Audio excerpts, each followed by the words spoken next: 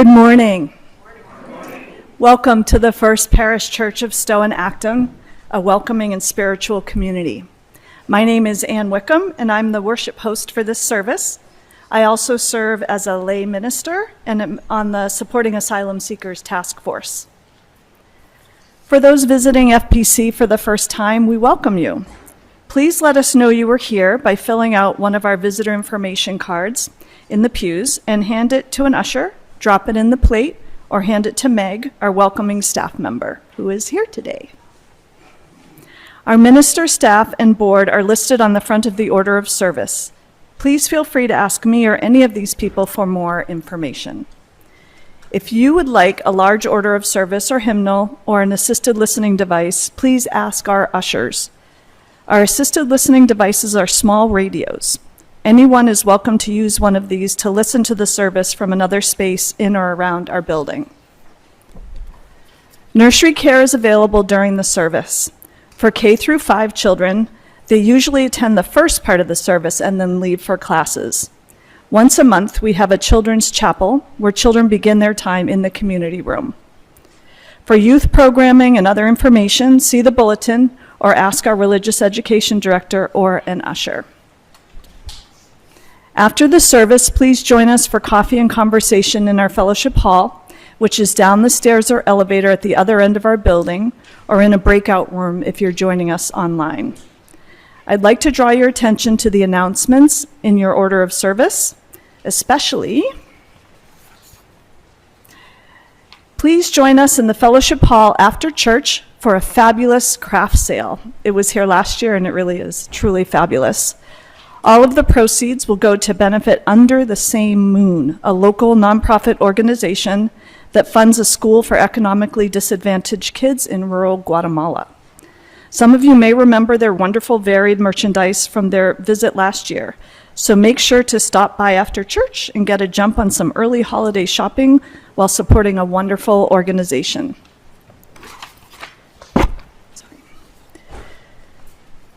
We also invite you to check out our webpage where you can sign up for our newsletter and email alerts. Our minister, the Reverend Dr. Cindy Landrum, is off today. I'm very happy to welcome Lisa Fagerstrom as our worship leader. Lisa is a member of FPC and has preached with us before. We are delighted to have her here today and are in for a treat.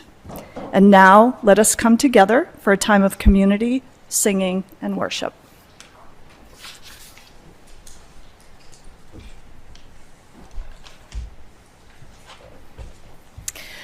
Good morning. Our opening words are by Carl Seaburg with a little bit of adaptation this morning.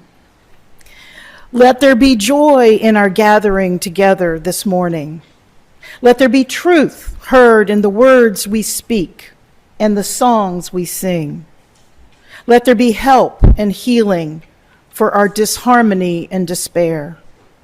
Let there be silence for the voice within us and beyond us. Let there be joy in our gathering together. And now I invite someone to light the candles in the chalice. Oh, thank you. Excellent. So our chalice lighting this morning is also amended a bit to include the lighting of our Advent wreath and the first Sunday of Advent. Thank you, Rayla. Deep calls into deep. Joy calls unto joy. Today we light our chalice and the first candle of Advent, the candle of hope. The lighting of both of these lights offers an invitation and an opportunity to be the light in the world as we encounter and experience it in our daily lives. Deep calls unto deep, joy calls unto joy, light calls unto light. Let the kindling of these flames rekindle in us the inner light of love, of peace, of hope, of joy.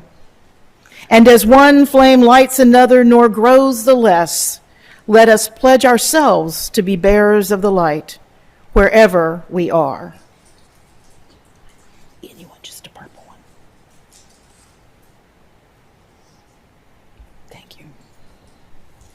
I invite you to rise in body or in spirit as we sing together our first hymn, number 346 in the Gray Hymnal, Come Sing a Song with Me.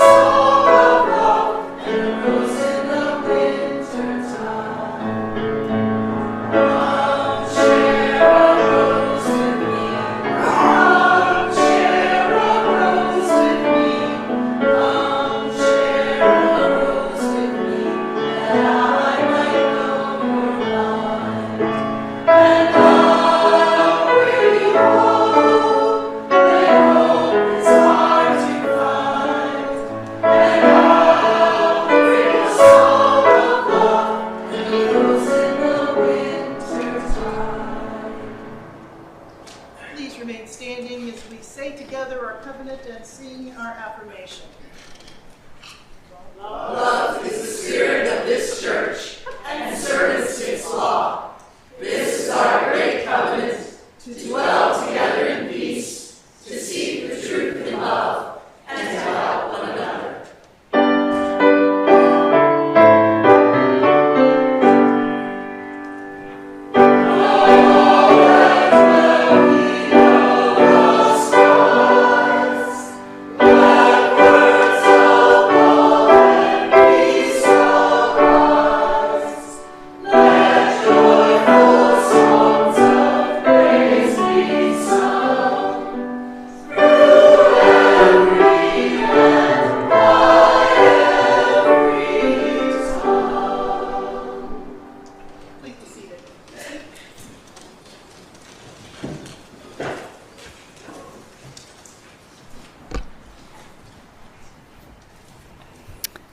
We would like to acknowledge that this service is being held by a community that gathers on the stolen traditional lands of the Massachusetts, Nipmuc, Pawtucket, and Wampanoag people. We acknowledge the unfair removal of these first inhabitants in order that we may not make the same mistakes as we work towards the reduction of harm and moving towards right relations as our faith calls us to do. There's no clear answer as to how to move forward. There's no clear path for addressing the harms and atrocities of our ancestors. There's no clear plan for what right relations in the situation means and what steps should be taken next. But we can begin by acknowledging how we got to this point as we wrestle with where we go from here. And we pause to remember the lives that were taken, as all lives are worthy and all people should be able to live with dignity. And as Unitarian Universalists, we strive to continue to do better through each generation. May it be so.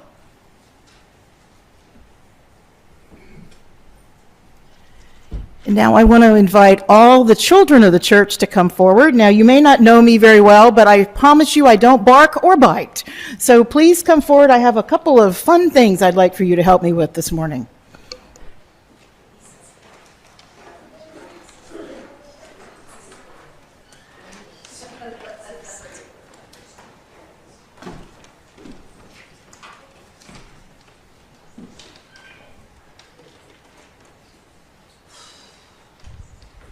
Okay, anybody else want to come up that's there? We're going to sing a little song, and I need some people to help me. Oh, excellent. No? No? Dance? We're going to jump? We're going to, no? Okay. Here we go. There we go. All right. Yes, maybe. So my name is Lisa, and I wanted to share with you a couple of things today. Did you notice in the bulletin, did anybody notice in the bulletin what the theme of the service might be today? A little 3-letter word starts with J.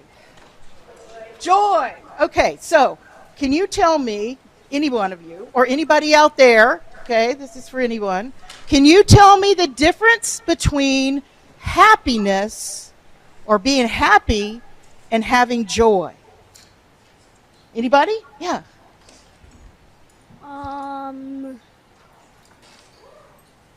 I actually don't have. Yes, right. Anybody else out there? Because it's not an easy answer. It's very layered, shall we say, nuanced. It's complex. Anybody?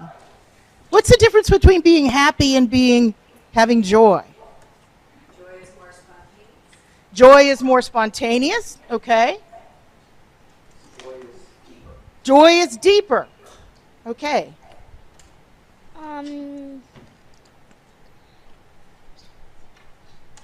Joy, I think, is more playful. More playful. Okay, great. All right, Kayla has something. I think joy is usually related to a specific event, and happiness is like a mood or a state of mind. Okay, right, good. All of those are great answers. All of those are great answers. I heard somebody say that maybe happiness is like you get a brownie to eat. Or a cookie. You want a brownie? Okay. Wish I had some brownies. I knew this was a problem when I started down this story and thought I was going to use it. But joy maybe is like you have a tray of brownies that you can share with everybody. What do you think? Now that means that you have to have a little gratitude and you have to have a little desire to be nice with other people. So we're going to talk about that today. All right, so I have a couple of pictures here that I want to show you from when I was not just happy, but I had joy. So I have a grandniece that many people, if you've been anywhere near me, have heard me talk about. She's 3 3/4 at this point. But this was back when she was she was almost 3. And I'm from Florida, okay, and I was down visiting in Florida. How much snow do you think they get in Florida? None. That would be the good answer, yes. There was a record in 1898. That was a long time ago, right? And there was 3 inches. So look at this picture. This was when I was in Florida in January. I know. Look at that. Look at that. That does not look like Florida. No, it does not look like Florida. When I was walking back and forth while I was down there, I had to pinch myself. 9 inches of snow. Okay, 9 inches of snow. So here we are. This is my grandniece. Does she look like she's both happy and maybe joyful? Yeah. And here I am with my nephew, who's her father, and my niece and my grandnephew. And we are just all having a great family fun time. One of the most fun. Now here is my nephew, who was he was 1.5 years old at that point. Does he look like he's happy? Yeah. Maybe, not so much, right? He was a little confused by all that cold white stuff that was out there. And this is my favorite. Look at that snowman we made. Look at that snowman, okay? I was quite proud. Come on out here if you want to. We're going to do a little fun thing next. Well, not that this isn't fun. But. So this is our snowman. That's my niece. We were quite proud of the snowman. The snowman was almost as tall as me. That's not saying much, but it was almost as tall as me. So I just wanted to share that because I love being with my family. And it not only makes me happy, but it makes me joyful. And I don't know if all of you who listen to me all the time talk about my family and my little ones, get joy from that, but I hope that somehow you do. And somebody was sharing with me the other day that they were with some young people, and it was making them feel very happy. So I want to thank you all for being here, but I wonder if you would like something. Could you hold this for me for just a second? To remind you about being joyful.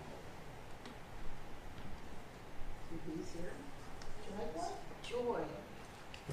And I want to teach you a song. Have you ever heard a saying about being joyful?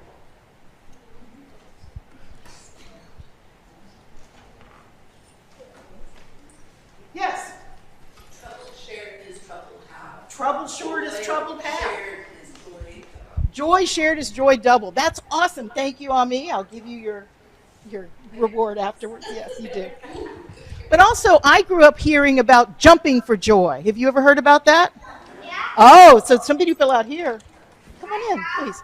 So let's you want to jump for joy? How would you jump for joy? No? How about if we sing? There you go. How about if we sing? We're going to sing, and this is another song I learned, and we can jump when we're doing it if we want to. I've got joy, joy, joy, joy down in my heart. Down in my heart. Where? Down in my heart. I've got joy, joy, joy, joy down in my heart. Down in my heart to stay. And let's do it again. I've got joy, joy, joy, joy down in my heart. Where? Down in my heart. Where? Down in my heart. I've got joy, joy, joy, joy down in my heart. Where? Down in my heart to stay. So I have something for you all here, for the adults too. And hopefully we can share our joy. Would you help me? You can grab an adult if you want to help you go out and do this. But I would like everybody in the congregation to have one of these little cards that simply says joy. So that you can remember wherever you're at, that you can have joy and you can share it with others. Because joy shared is joy double. Thank you. So thank you. Let's share it. Let's go, if you wouldn't mind. Grab an adult to help you if you want. But will you share one of these cards with everybody in the congregation? I'll go help too. Thank you. More? Okay. All right. Here we go. Some joyful music, maestro, perhaps?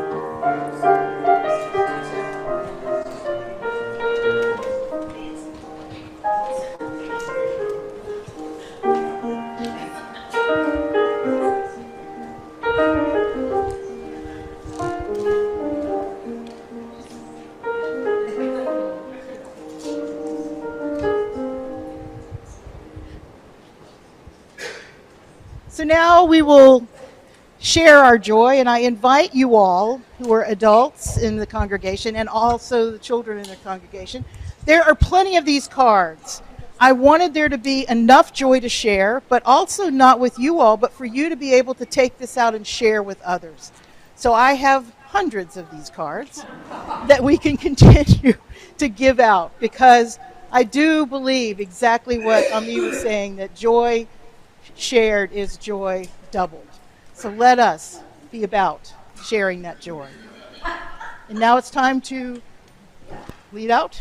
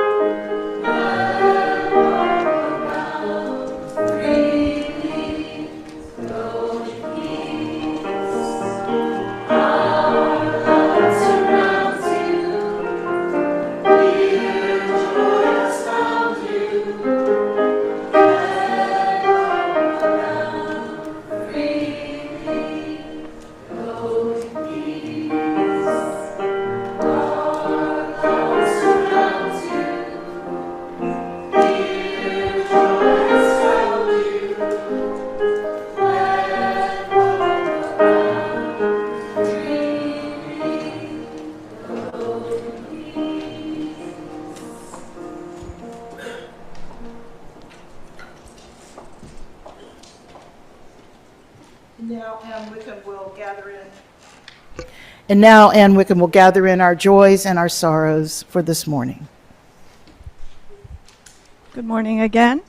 Can you hear me? We did not receive any online, so we will, in a moment, pass the microphone here in the sanctuary. All right, hearing no others, we'll light 2 candles, one for the cost of war, and the other for all those joys and sorrows that remain in our heart but are unspoken today.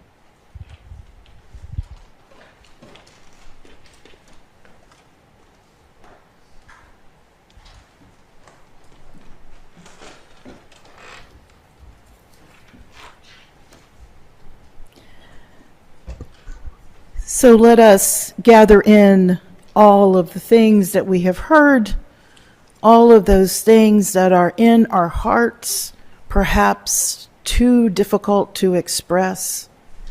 Let us gather in, as we are here, all of the feelings of joy, the feelings of gratitude, the feelings of hope, and those feelings of sadness, those feelings of lament, those feelings of grief. And on this day before tomorrow, World AIDS Day, I would like to have a little bit of an extended time of prayer and reflection. As Mark so painfully and truthfully said, so many, 44.1 million, is that what you said? I have a friend who was living in New York at the time and was on the board of the AIDS Action Committee, and said that it was a time when he could remember going to pretty much a funeral a day, and sometimes 2 or 3 funerals a day.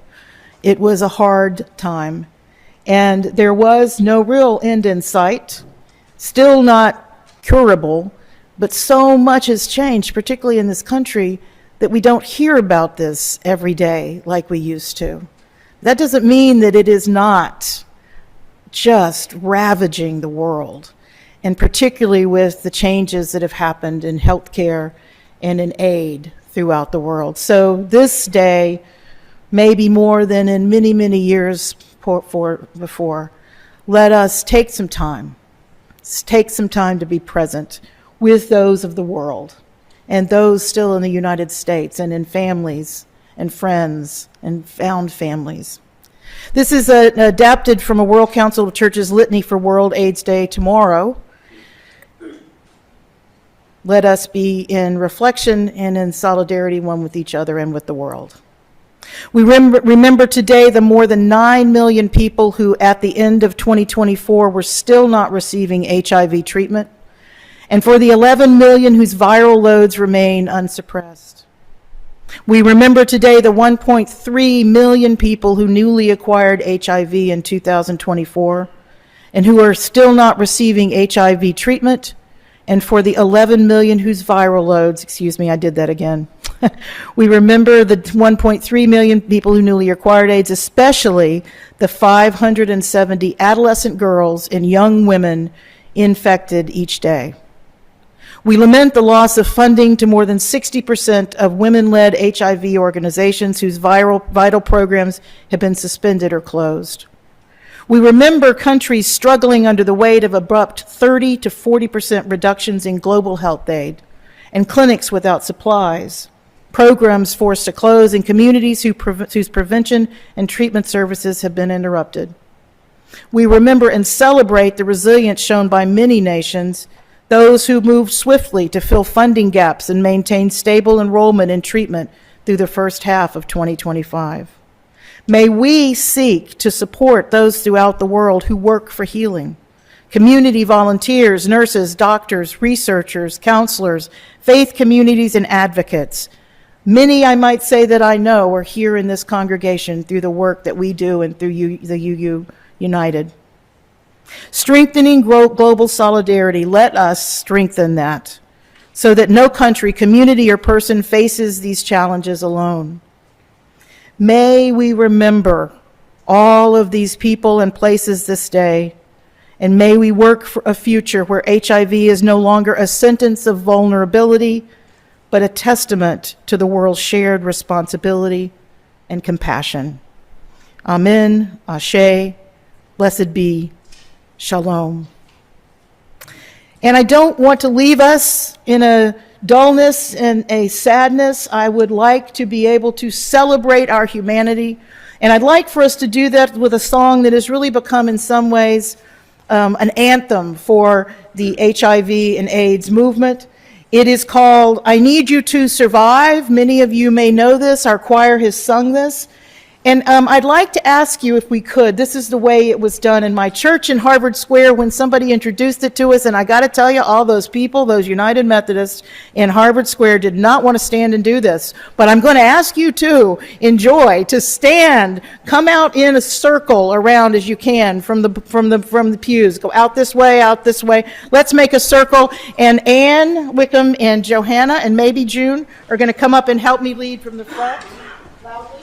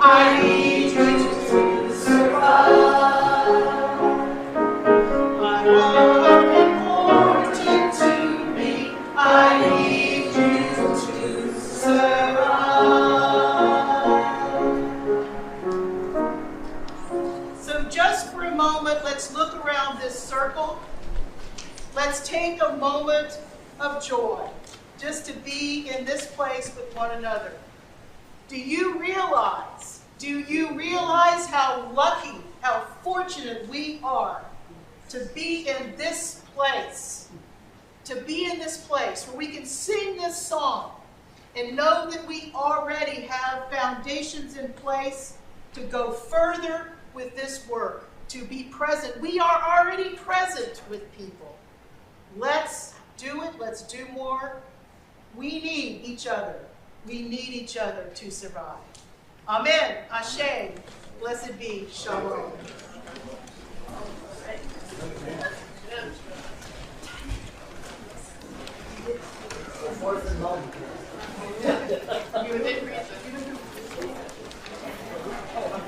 You're up.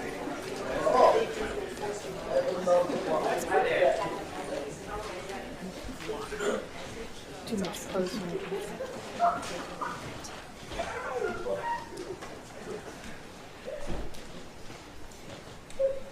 This month, we share our weekly offering with the Pink Haven Coalition.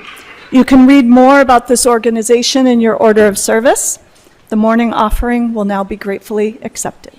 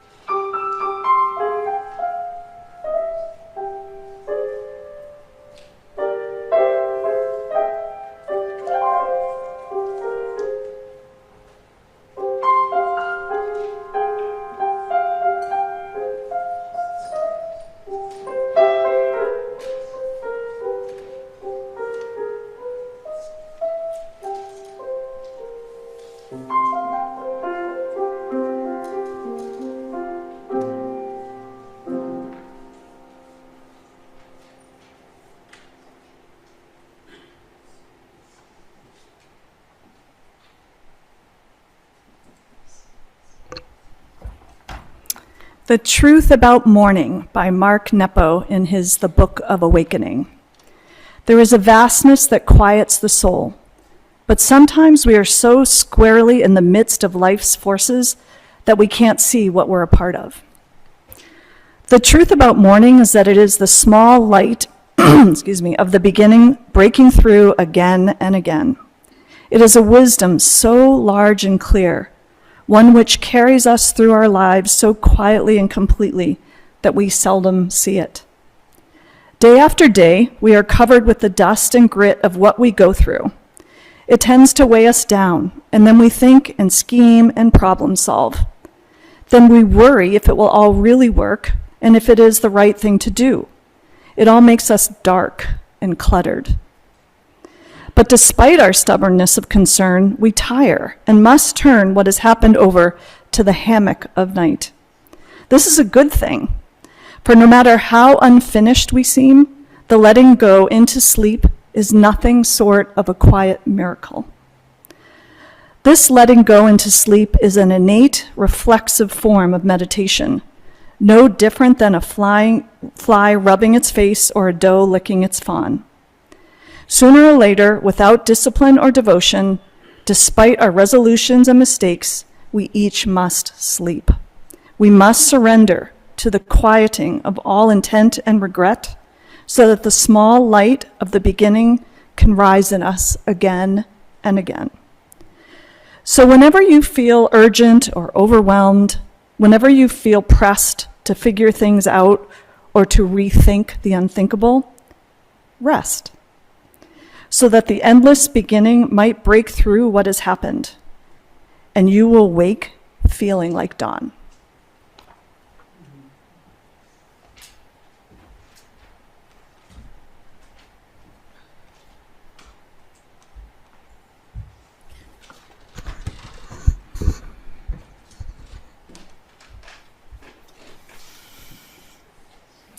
I don't know about you, but I'd like to just breathe for a few minutes. Not maybe a few minutes, but at least for a little bit. So no instruction, just take some deep breaths in and out.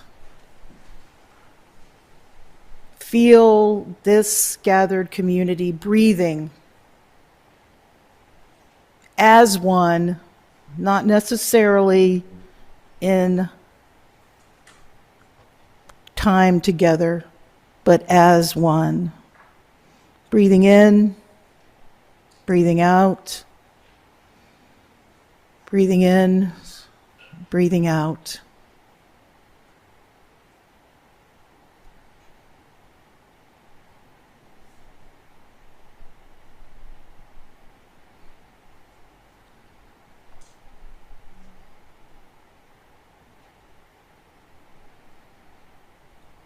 Amen.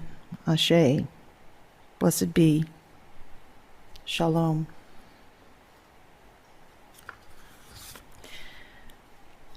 I added this particular reading a little late in the game because it happened that the day that this was the reading for the Book of Awakening, I had woken up pretty ill at ease. There'd been a lot going on in my life in the last week and a half when this day happened. And even my cat, my Aussie cat, who was always in the same seat by the back window, was nowhere to be seen. And I'm thinking, where is Ozzy? And then all of a sudden, out of the corner of my eye, I caught him sitting on a seat, on a chair, looking out the side yard window. And I realized that the light was coming up and the sun was rising. So I went by the slider and I could just kind of see his little brown body, his little brown and gray body there, as I stood and watched the sunrise. It was that day, if you happened to be awake that early, that the sky looked like a pink and a white horizontal striped flag. It was amazing. I hadn't seen a sun like that. And I decided that my cat was watching the sunrise and waiting for the sunrise. You know, it's amazing how us humans put these interesting ideas into our animals' heads. But he was there sitting with me watching, and I figured later that he was probably waiting for the light to come up so he could see if anything interesting was going on in the yard. But I stopped then and I read this reading, and it just really hit me. Not only for the specificity of the language, the idea of collapsing and relaxing into the hammock of the night. An idea that when we wake, whether it's wake actually or whether we're resting and we come to from that rest, and I feel, or you feel, or we can feel like the morning is breaking through and we are renewed and ready to go. I just loved that image. So I would invite you to think for yourself. Is that something you want in your life? Now, you might be saying, well, of course it is. Not so quick. And I say this because I spent a lot of my adult years working in quality control in manufacturing industries, both as an employee and also as a consultant. And whenever I would be working with small groups in a manufacturing environment, and we'd be doing some really good work about trying to get things to improve and continuous improvement and all of that happy stuff, the bell would ring or a siren would go off or the PA would page these manufacturing managers, and they'd stop whatever they were doing that was really useful work for the long term, and they'd scatter like bugs out to the manufacturing floor to take care of the emergency. What happens if we're always taking care of emergencies? We're always got our energy towards that piece, and we don't stop long enough to rest and replenish. Now, I'm not going to take anybody's inventory because goodness knows I have a long enough list taking care of my own inventory about this.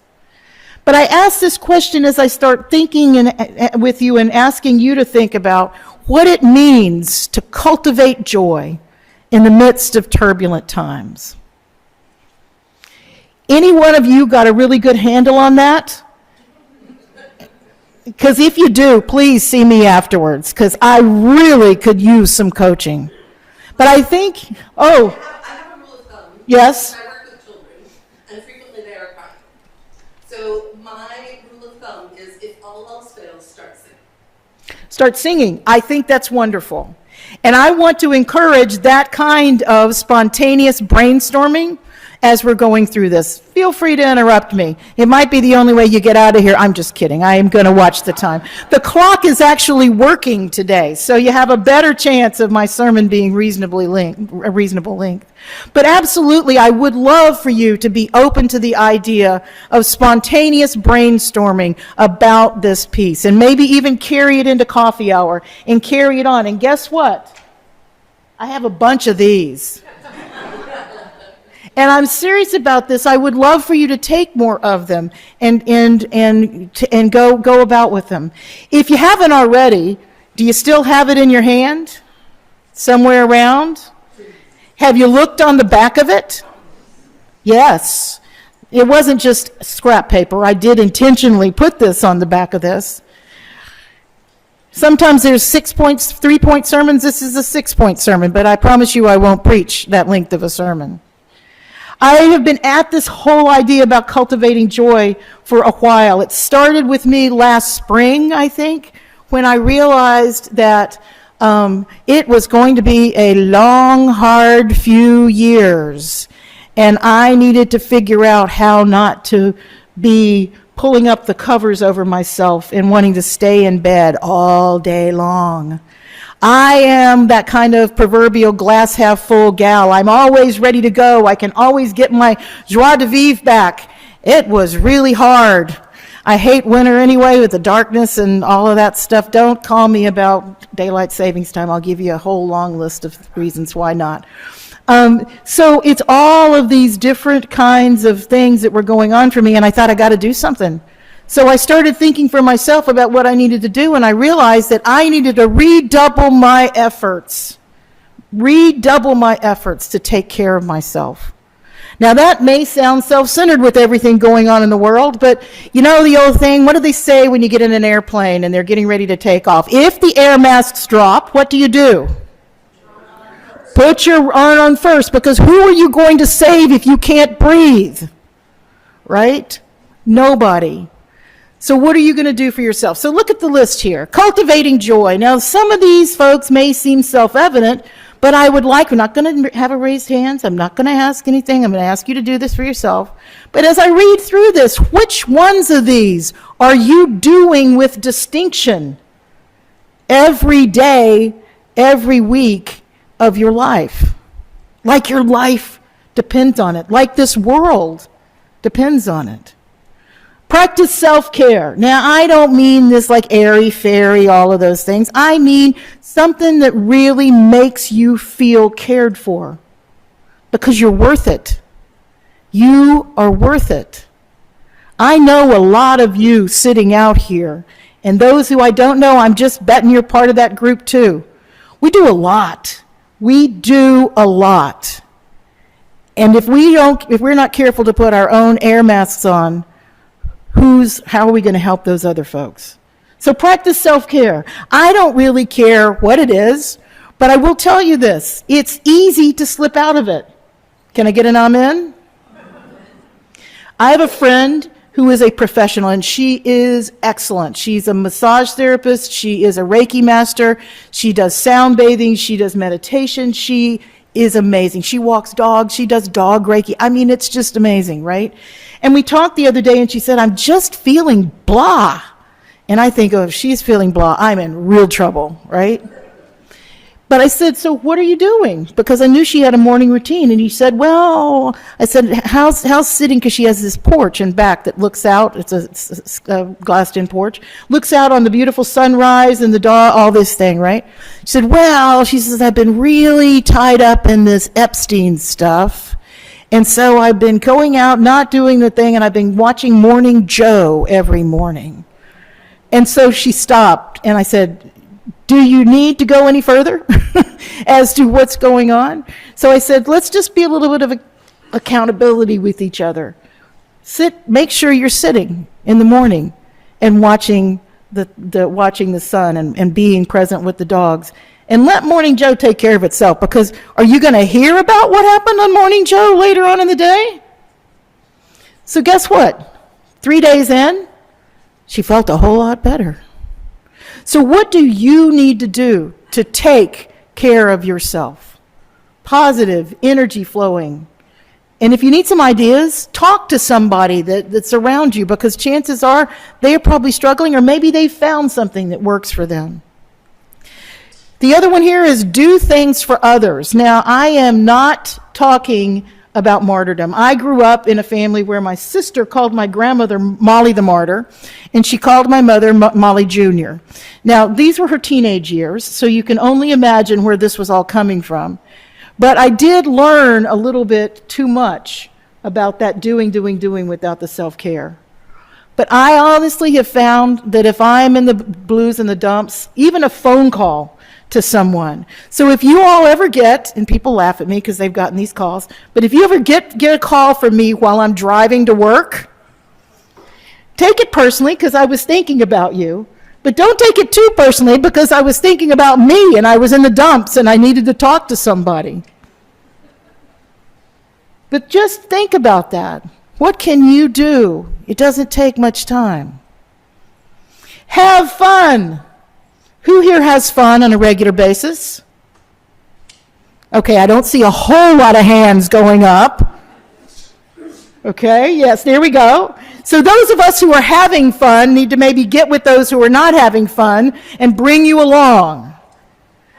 I'm going to call Ann out. I've done this before, but Ann told me has a family that she and Justin are working with through our programs here at the church, and they have 2 children. And they've kind of adopted them as their grandchildren. And so she tells me about these things they're going to, and I said to her one day, I'm a little jealous. I want to go too. So sure enough, I found something, and we're going to play miniature golf, indoor miniature golf on December the 6th. Mark your calendars. Find somebody where you have a little FOMO, and invite yourself along. Chances are they'll let you come. Tonight, this afternoon on the way home, as you're having lunch, what are some things you enjoy doing that are fun that you haven't done in a long time?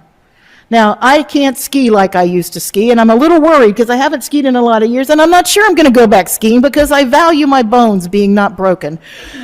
So I may have to find something else that's as fun to me as skiing. But I'm sorry? Oh, yeah, well, you would think that would be fun, but you've never seen me cross-country ski. Snowshoeing. I'd love to snowshoe. If there's anybody who snowshoes, take me with you this winter, okay? June. I'm on it, June. So the other idea, practice mindfulness and gratitude. Now, I have these together, honestly, because they wouldn't fit on the card any other way, because I thought I was getting business cards when I did this, but they're not business cards.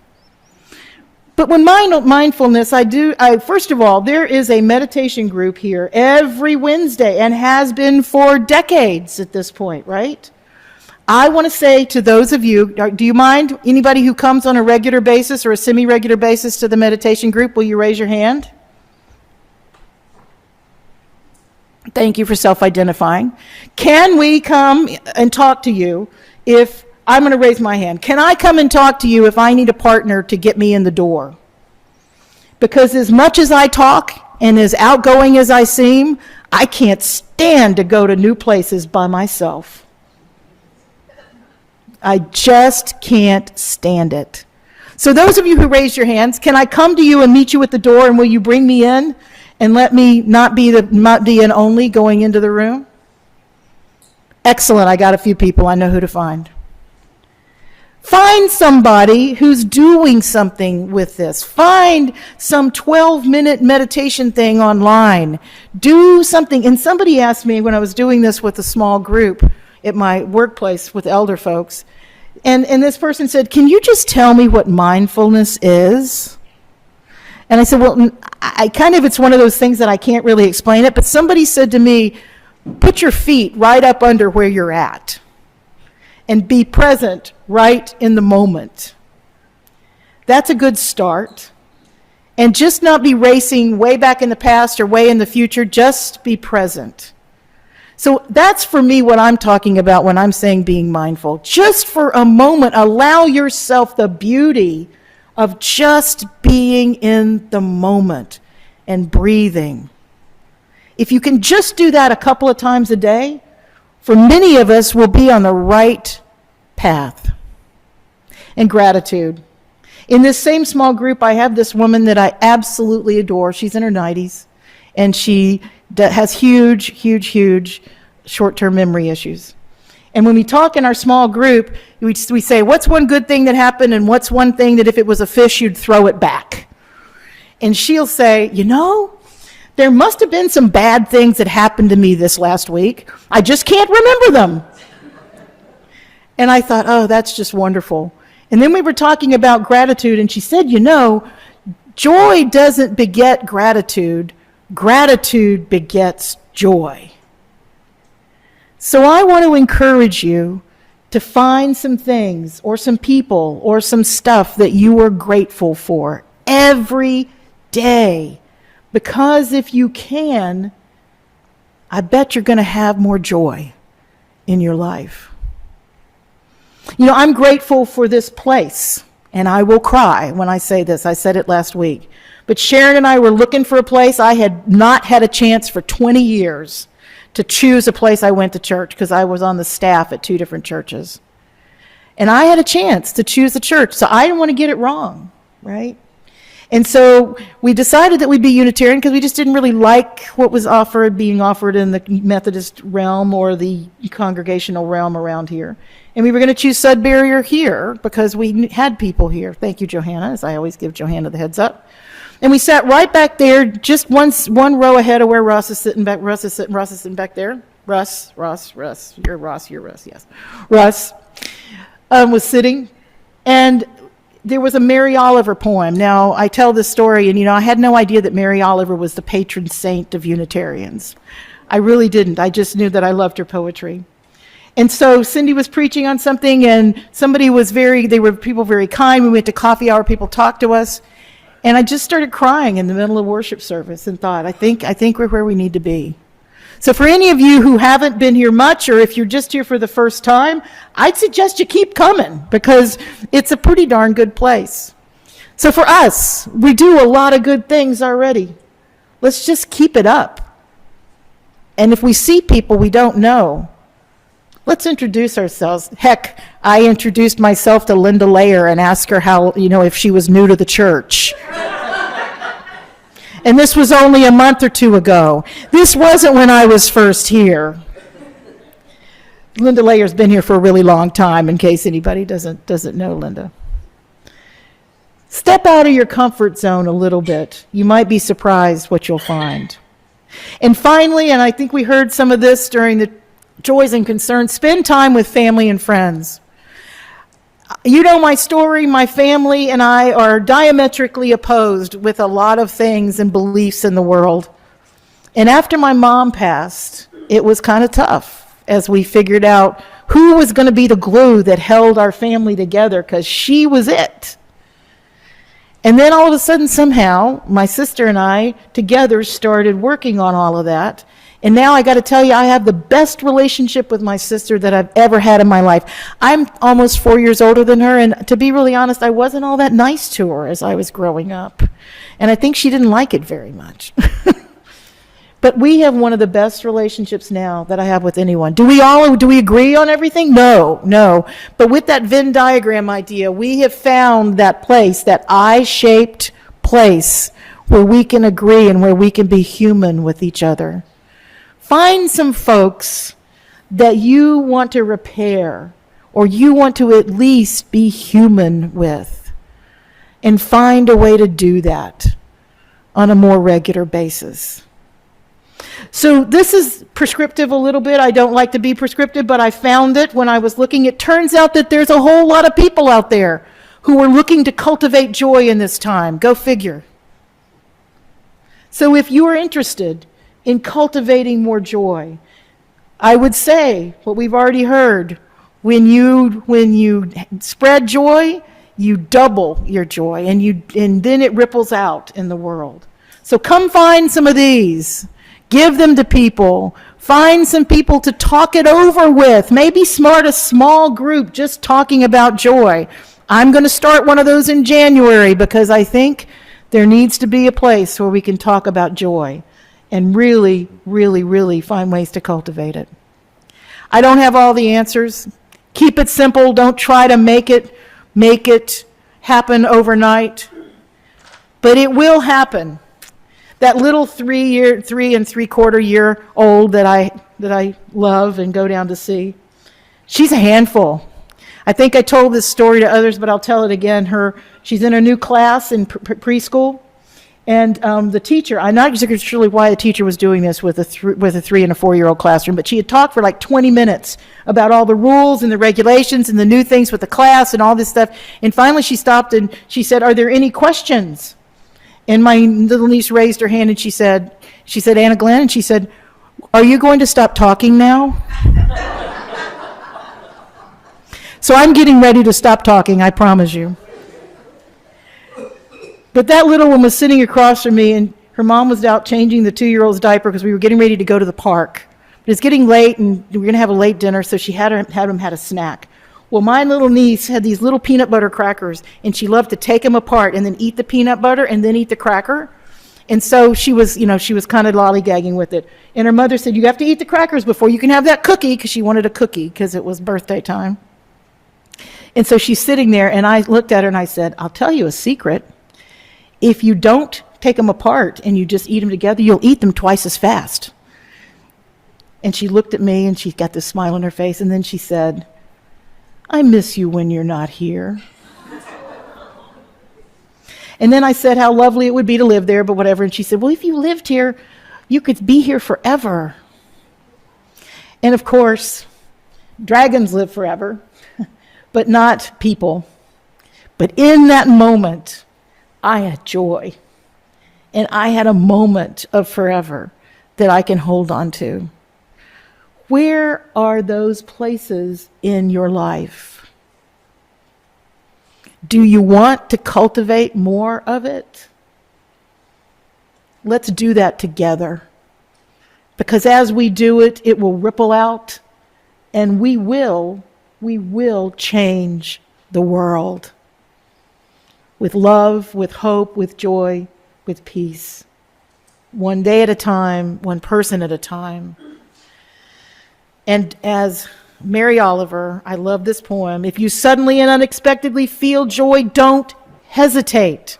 Give into it. It could be anything, but very likely you will notice it in the instant when love begins. Anyhow, anyway, that's often the case. Anyway, whatever it is, don't be so afraid of its plenty.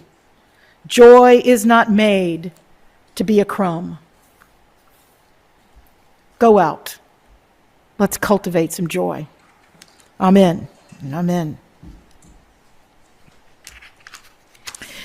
Our hymn is number 170, "We Are a Gentle, Angry People" by Holly Near.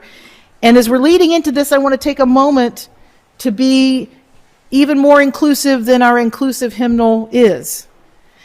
Holly Near said this to say in a concert. about this song. She says, I wrote this song when Harvey Milk and George Moscone were assassinated. We originally sang We Are Gay and Lesbian together, but then we were surrounded by the support of allies.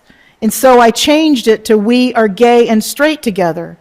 And now we are learning more and more about gender and sexuality, and it now requires many more syllables than I can fit into the song. And so let us now sing, We Are All in This Together. So when we reach that verse, we will sing, We Are All in This Together. It will be on the screen in the changed way. Hymn number 170, let us rise in body and spirit as we sing together.